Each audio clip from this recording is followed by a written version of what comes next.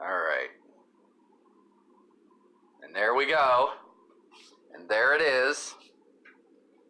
The slab of meat on the cutting board that has never... Now, comments from you in the background. I warned you.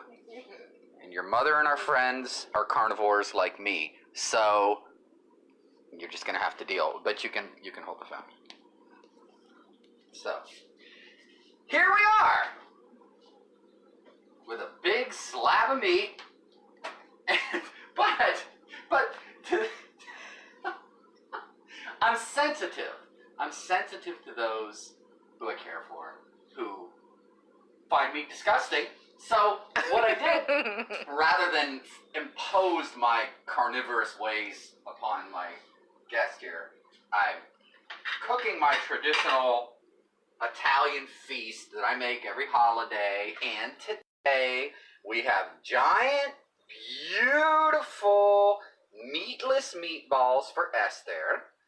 And we're going to have a shrimp and olive dish with a shrimp, or with olive tapenade and fresh shrimp over homemade pasta. I'm going to make homemade fettuccine with the wonderful electric pasta making machine that my friend Jill bought me.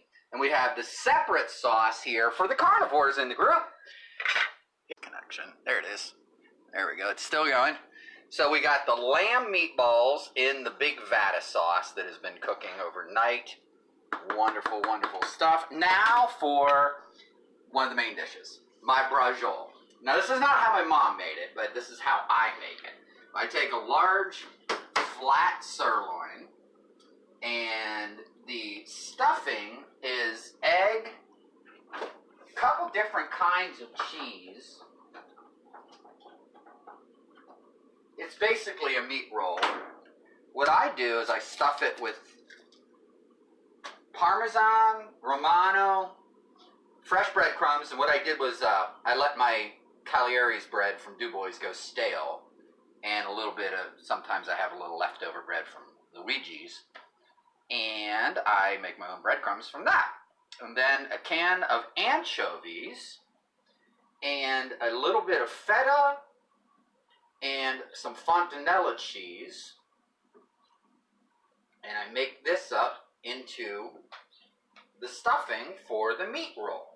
And then what we do, we're going to put that onto the meat, and we're going to flatten that bad boy out. Try to contain yourself, Esther. I know you're excited. Yeah, she says. I know. Yuck. Doesn't that? What do you mean, yuck? You don't have any idea what you're talking about, because this is unbelievably Look at that. good. Look at that slab of meat. Ugh, Yeah, she says. sure, Doesn't it look wonderful? Appetizing and lovely. Perspective. It is all a matter of perspective.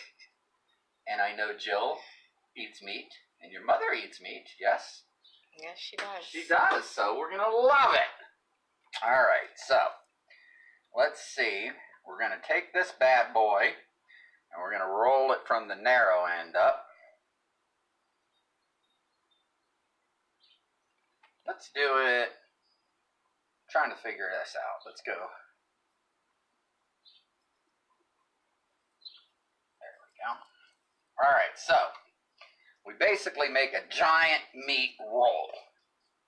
And we're going to take that sucker, and now we're going to bind it with some cotton thread. Should probably use a twine. Ah! All right. And then we're going to braise this in olive oil, just enough to brown it.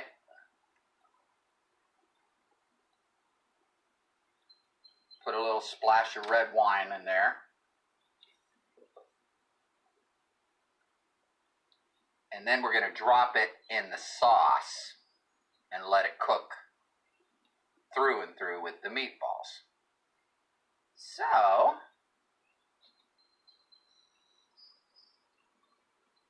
and yummy, yummy, yummy. A good couple hours. let it settle in the tomatoes. And then you take a nice big slice of that. And next is, I'm going to make the homemade fettuccine. So I am excited to use my new pasta machine that Jill bought me, my friend Jill, who's down here visiting as well. Bought me a high-end